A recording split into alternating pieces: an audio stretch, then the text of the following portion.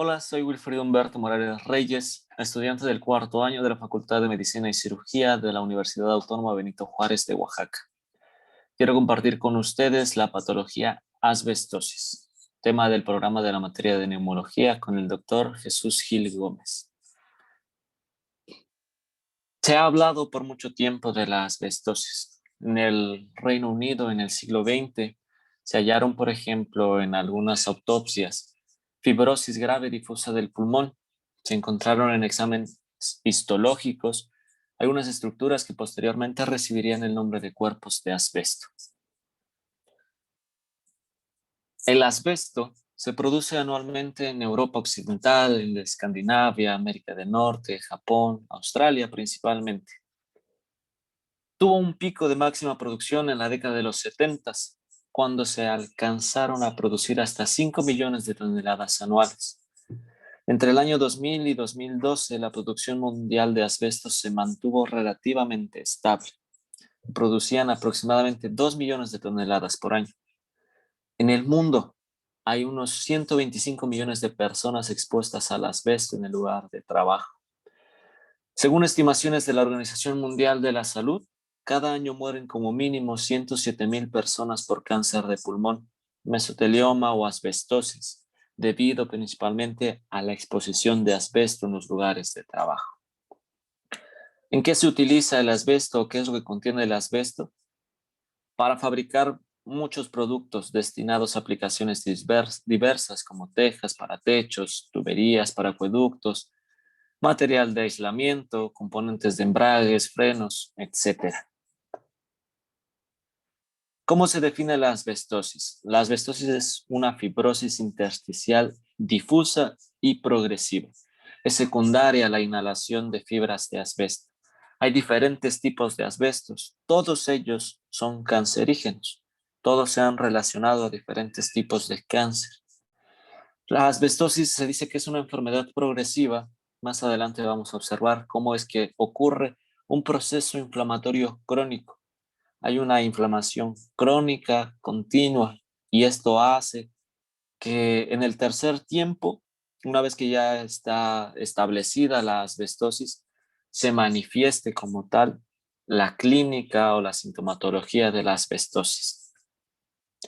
Según un estudio realizado por Antti Savainen en el Instituto de Finlandés de Salud Ocupacional, existen hasta 20,000 cánceres pulmonares que se relacionan con el asbesto. El principal de ellos, el cáncer de pulmón y el mesotelioma. ¿Cómo es que se relaciona el asbesto con las patologías malignas? Este aumenta la incidencia actual del mesotelioma. ¿Qué es lo que pasa según los criterios de Helsinki? Una intensa exposición o 5 a 10 años de exposición media duplica el riesgo de cáncer de pulmón. La historia natural de la asbestosis se divide en 3 tiempos principalmente. El primero de ellos es la exposición al amianto, al asbesto, el cual es dosis dependiente. El mínimo de la dosis que se necesita oscila entre 25 a 100 fibras por mililitro al año. Esta exposición al asbesto es dosis dependiente. Mientras más haya una exposición al asbesto en cuanto al tiempo y en cuanto a la dosis, mayor es la gravedad de la enfermedad o la sintomatología que se presente. Sin embargo, también se han descrito casos de asbestosis que se asocian a exposiciones breves pero intensas. El segundo tiempo, el tiempo de latencia clínica, es a partir del tiempo transcurrido entre el comienzo de la exposición y la detección de los signos de asbestosis.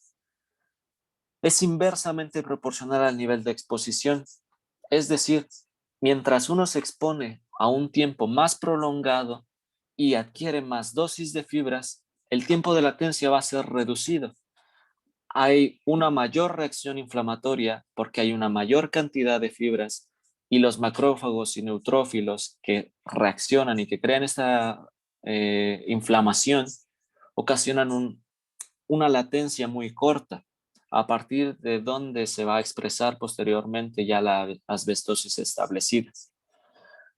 El tiempo medio de latencia oscila entre los 12 y 20 años.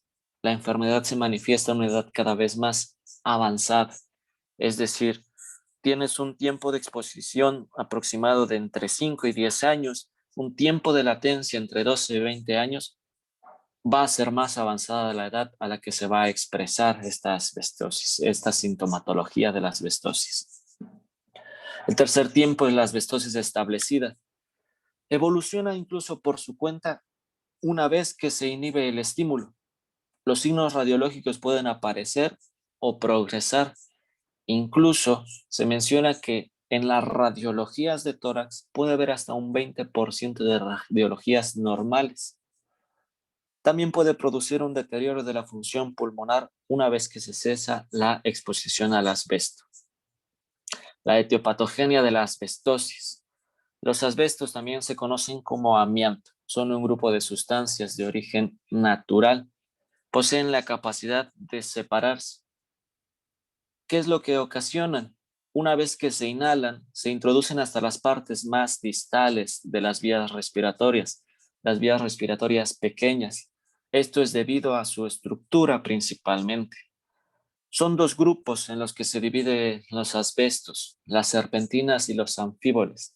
De estos, los principales son los anfíboles. ¿Por qué? Porque en sí la estructura de los asbestos es lo que va a ocasionar que estos puedan llegar hasta las vías aéreas distales. Y estos anfíboles poseen una estructura que son fibras cortas, rectas y rígidas. No obstante, es claro mencionar que todos los asbestos como tal son cancerígenos. El daño que se induce en el parénquima pulmonar es ocasionado por diferentes causas. Existe un efecto tóxico de las fibras microscópicas como tal ya sobre las células pulmonares. Y otro es la liberación de diferentes mediadores. Esto porque los macrófagos y los neutrófilos llegan a encontrar este cuerpo extraño, estas fibras de asbesto, y a producir diferentes mediadores como son las especies reactivas de oxígeno y algunas enzimas como las proteasas, las citoquinas y otros factores de crecimiento. Ahora, el desarrollo de la asbestosis depende de diferentes causas. Las propiedades físicas y químicas de las partículas. Veamos cómo los anfíboles poseen una estructura pequeña, corta, y esto hace que lleguen hasta las vías aéreas distales. El depósito de estos, el aclaramiento y reactividad biológica y la biopersistencia. En segundo lugar, la dosis de las fibras. Veíamos que la asbestosis ya establecida, el tiempo de latencia, depende de la cantidad de las dosis de fibras a las que uno se expuso, a las que uno inhaló y la cantidad. Los factores relacionados con el huésped incluyen la depuración pulmonar, de la cual vamos a hablar más adelante, y otros factores extrínsecos que tienden a agravar el cuadro clínico, como lo es el hábito tabáquico. Las fibras de menos de 3 micras de tamaño llegan a las vías aéreas inferiores. Recalcando, los anfíboles son los más tóxicos debido a su estructura, así que se depositen de una manera más fácil y eficaz en el tracto respiratorio distal.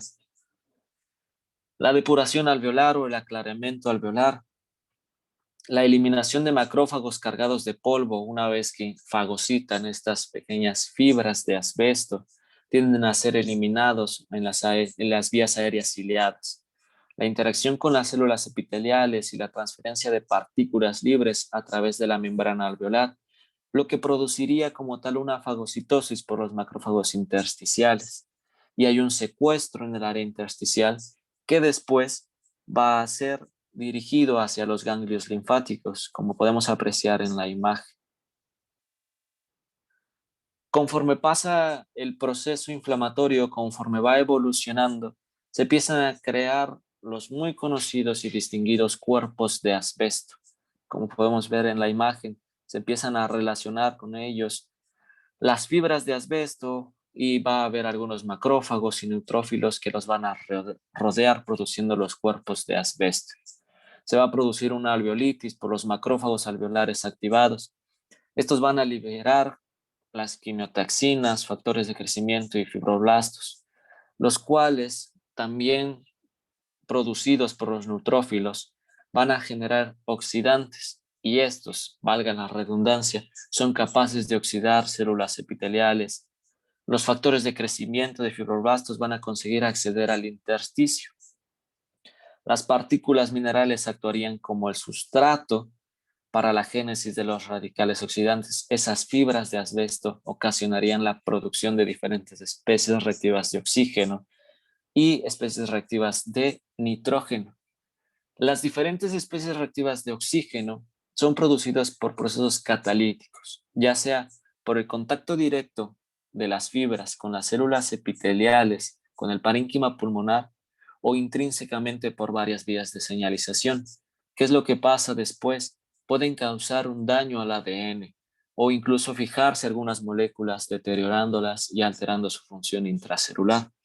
Este proceso es continuo, hay una interacción continua, hay una inflamación continua, crónica, lo cual incluso posteriormente sería la génesis para el cáncer pulmonar o para el mesotelioma.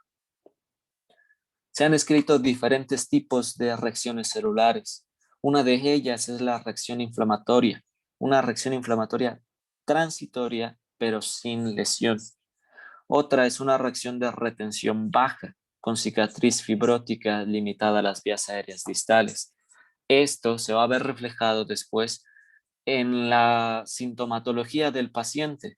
Al crear una cicatriz fibrótica, vamos a ver cómo en las pruebas de función respiratoria crea un patrón restrictivo y disminuye la capacidad ventilatoria.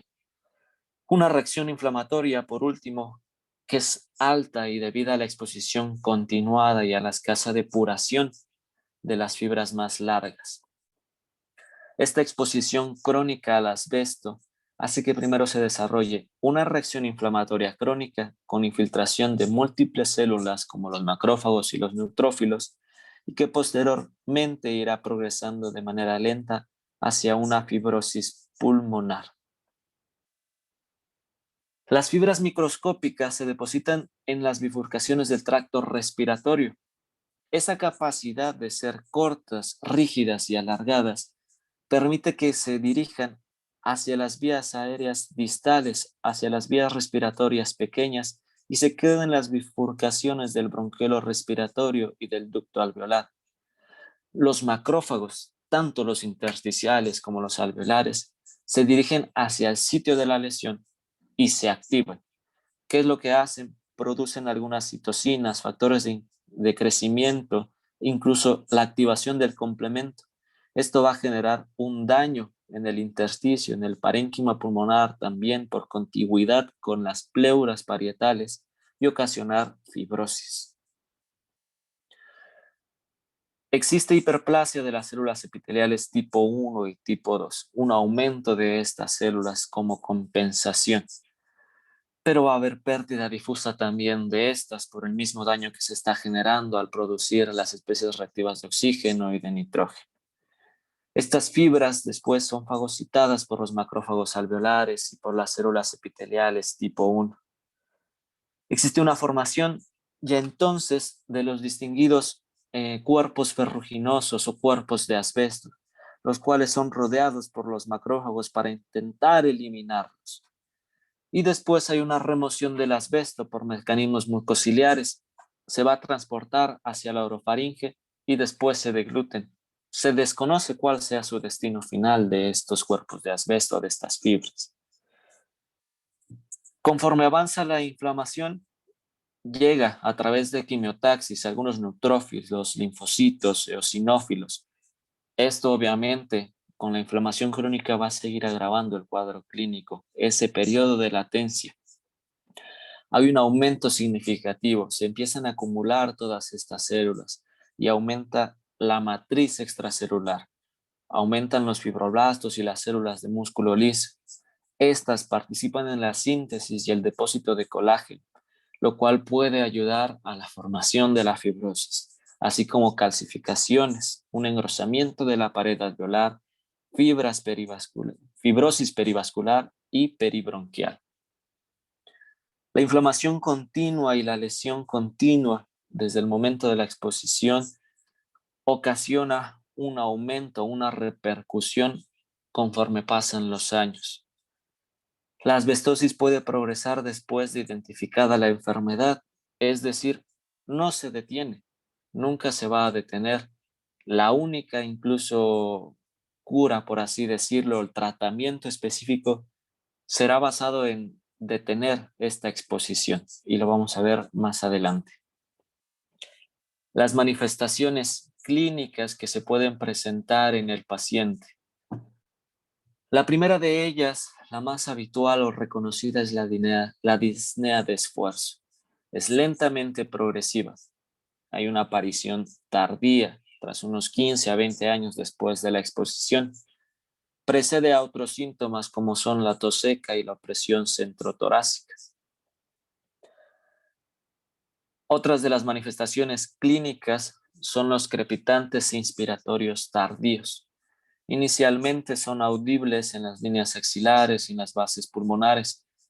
Es donde normalmente se llegan a establecer estas fibras de asbesto, donde se produce una mayor inflamación y donde se aprecian más estos crepitantes inspiratorios tardíos debido a esta inflamación y a este proceso que ocurre durante la latencia.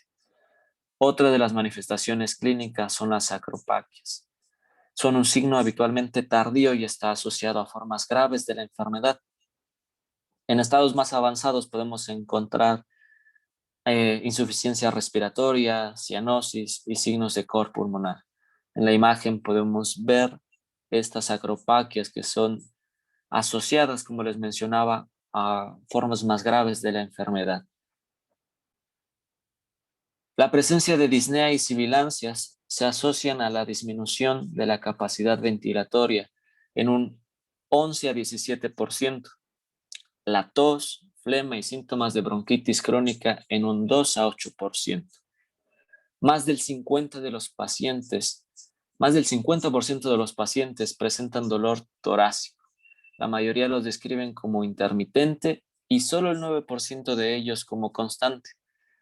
Es necesario tener en cuenta que un dolor torácico rápidamente progresivo o severo alerta sobre malignidad o pleuritis no maligna.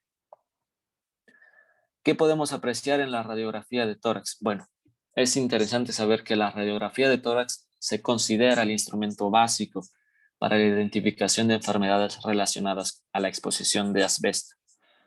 Podemos apreciar placas pleurales, como se muestra en la imagen, las cuales son engrosamientos o calcificaciones a lo largo de la pleura parietal. Predomina principalmente en la parte inferior. Se asocia también a ese depósito de las fibras de asbesto, a esos crepitantes que se llegan a auscultar. Además de esto, se puede observar un derrame pleural benigno, el cual se asocia más del lado izquierdo. Puede ser seroso, sanguinolento, de una producción y progresión lenta y una resolución espontánea. Se pueden apreciar pequeñas opacidades irregulares, reticulares o reticulonodulares, como se ve en la imagen. Es importante recalcar que si en alguna neumoconiosis se puede observar el patrón en panal de abeja, es en la asbestosis. Más raramente se aprecia el vidrio deslustrado y de predominio en bases. ¿Cuáles son las principales limitaciones de la radiografía de tórax? Bueno, posee una falta de especificidad, así como una limitada sensibilidad. Es posible que hasta en un 20% de los pacientes con asbestosis se encuentren radiografías de tórax normal. Otro estudio es la tomografía computarizada de alta resolución. Esta añade una mayor sensibilidad y especificidad para la detección de la enfermedad intersticial y pleural. Permite detectar lesiones intersticiales tempranas en las radiografías de tórax normal. Aporta información en la identificación de anomalías pleurales relacionadas con la exposición al asbesto. Y sobre todo, permite identificar lugares adecuados para la toma de biopsia. ¿Cuáles son las características que se aprecian en la tomografía computarizada? Se aprecian opacidades lineales intralobuliares, un engrosamiento irregular de los tabiques interlobuliares, así como opacidades curvilíneas subpleurales, opacidades redondas o pequeñas ramificadas subpleurales y el patrón empanal de abeja, así como bandas parenquimatosas. Se recomienda normalmente para la confirmación diagnóstica de la patología, cuando la radiografía de tórax da resultados dudosos o cuando, siendo normal, se observan anomalías funcionales respiratorios. Podemos ver ahí una reconstrucción de una tomografía computarizada. Las pruebas de función respiratoria son de las más importantes. Sirven para determinar el grado de deterioro. Evalúan incluso y monitorizan la evolución de la enfermedad una vez que ya está establecida y pueden representar un indicador precoz de la afección. Son útiles en la prevención de la enfermedad. ¿Qué es lo que se aprecia en las pruebas de función respiratoria? Hay un patrón restrictivo, lo que disminuye esta capacidad ventilatoria, lo que llegaría a producir incluso en las manifestaciones clínicas esa disnea de esfuerzo, producido por la fibrosis y la inflamación crónica. Se detectan alteraciones en el 80% de los casos, incluso antes de que se detecten las alteraciones radiológicas. ¿Qué es lo que se ve afectado? La capacidad vital con preservación de la relación del volumen expiratorio forzado en el primer segundo respecto a la capacidad vital forzada, la complianza pulmonar y el deterioro del intercambio de gases. Se disminuye el parénquima funcional, hay una disminución del intercambio de gases y aparece como tal las manifestaciones clínicas. ¿Por qué es importante las pruebas de función respiratoria? En las fases precoces de la enfermedad se puede ver una disfunción de las pequeñas vías aéreas, que puede ser el único signo de disfunción respiratoria. En el examen anatomopatológico existen cambios fibróticos que son consecuencia de este proceso inflamatorio crónico, de esta interacción y producción de las especies reactivas de oxígeno, de la producción de colágeno, crea como tal una fibrosis. La fibrosis intersticial se aprecia principalmente en los lóbulos inferiores y las zonas periféricas. En la imagen podemos observar estos cuerpos de asbesto, esa acumulación de tantas células como macrófagos que llegan a interaccionar con estas fibras de asbesto, producir especies reactivas de oxígeno y crear una remodelación, pero a través de la fibrosis intersticial.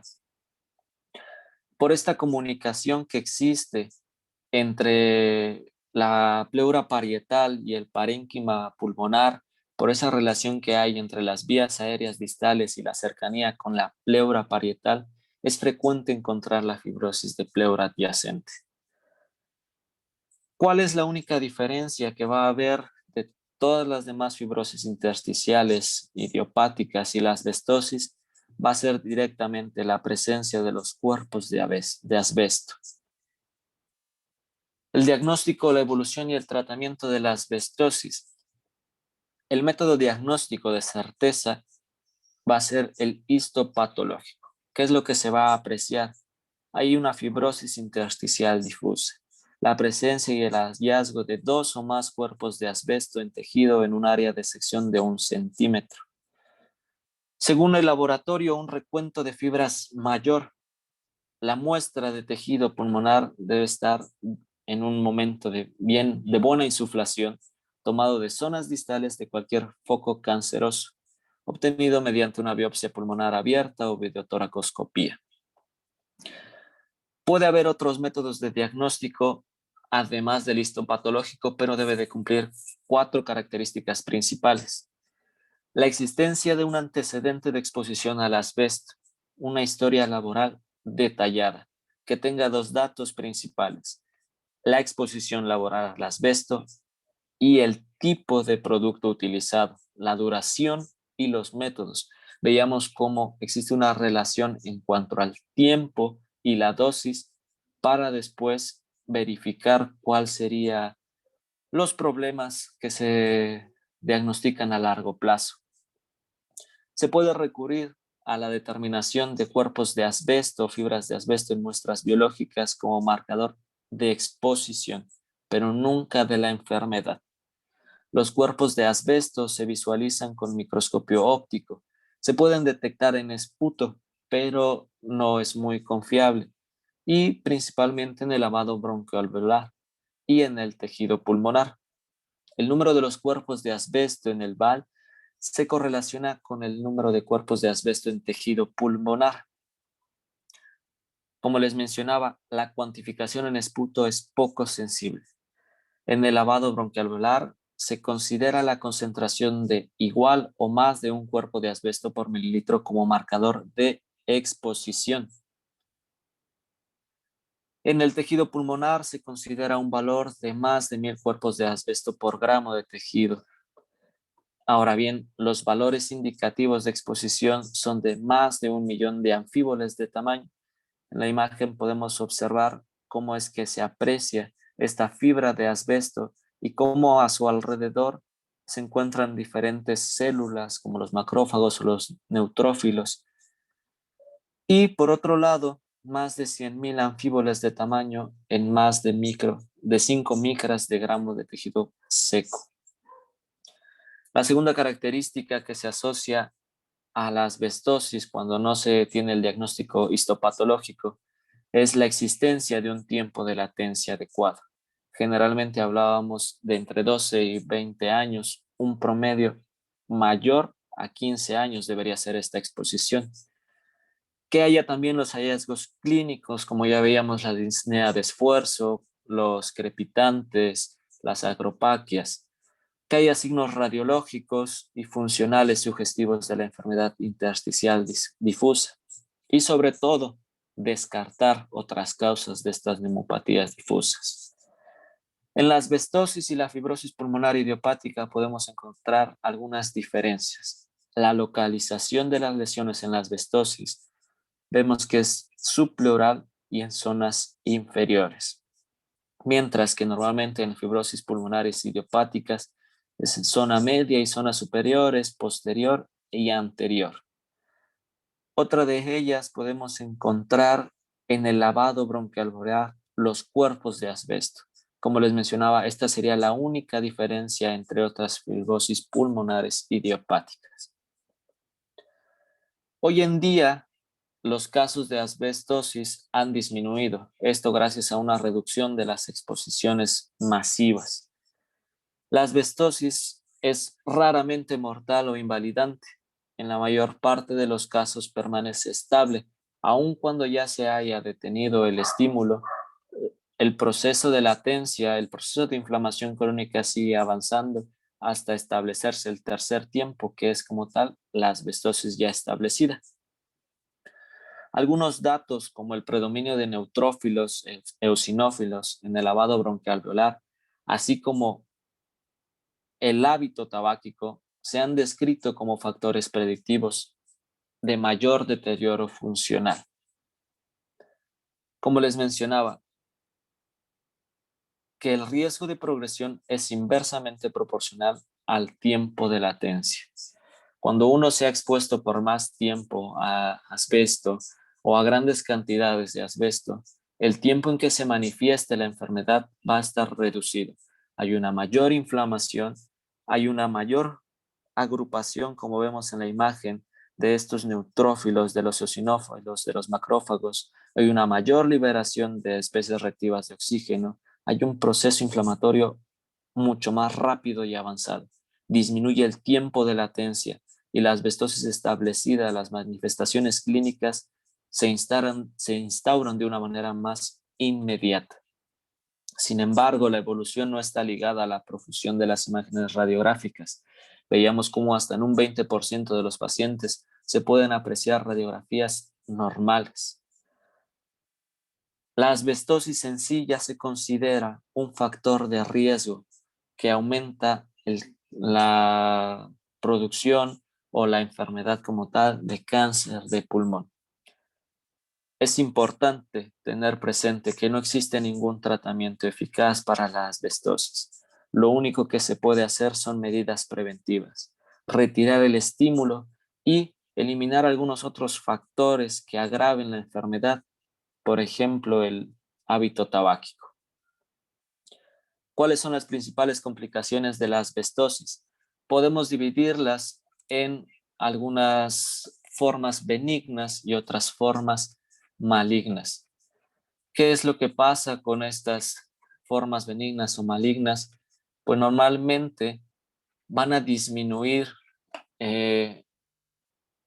esa capacidad vital, cursan con una restricción para el paso de aire hacia los pulmones, causan una insuficiencia respiratoria y pueden llegar hasta la cronicidad y afectar otros órganos, incluso el corazón.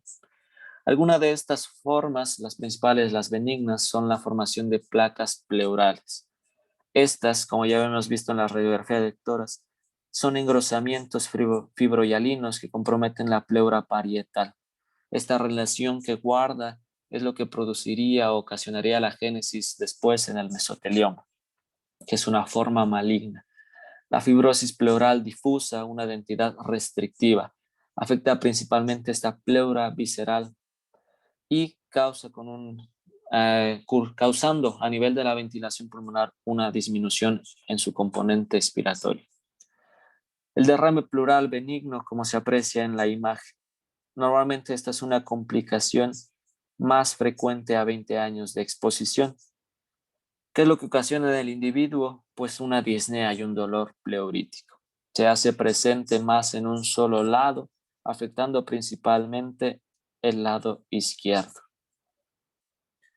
La teletaxia redonda o síndrome de Blesowski, esta es producida por un engrosamiento, ¿ok? Un engrosamiento pulmonar causando un atrapamiento en su interior y por ende la misma telectasia como complicación. Y el EPOC como resultado de una fibrosis que compromete la normalidad de la función pulmonar y la asbestosis como tal. Dentro de las formas malignas, el cáncer de pulmón, siendo mayor riesgo en personas que han estado directamente expuestas al asbesto y una vez más, aquellos que tengan el hábito de cigarrillo adjunto. El mesotelioma, que puede ser benigno si está localizado o maligno si es difuso. Este tumor se presenta en la capa mesotelial de cualquier cavidad que esté como tal revestida por ello. Podemos ver cómo se encuentra incluso en la pleura, en el peritoneo, en el pericardio. Sin embargo, es más frecuente en la pleura. Su incidencia va aumentando en el tiempo por el uso progresivo de este material. ¿Cuál es el pronóstico y la prevención de la asbestosis? Realmente se debe tener en cuenta que las lesiones que causa la asbestosis no son curables ni tampoco son reversibles. La inflamación sigue siendo crónica, el tiempo de latencia en la que la inflamación va aumentando hasta establecerse como tal ya la asbestosis y todavía hay una progresión aunque el estímulo ya se haya detenido. Lo que se debe de hacer es cuidar y proteger el pulmón funcional. El manejo preventivo se debe orientar desde una parte técnica relacionada a la higiene industrial y la seguridad de los trabajadores, el uso de mascarillas o de algunos otros equipamientos para disminuir esta exposición. Desde la parte médica se debe de realizar un seguimiento con promoción en la salud, lo que permite llegar a la prevención y tener un control de la detección de esta patología. Esto sería todo. Muchas gracias.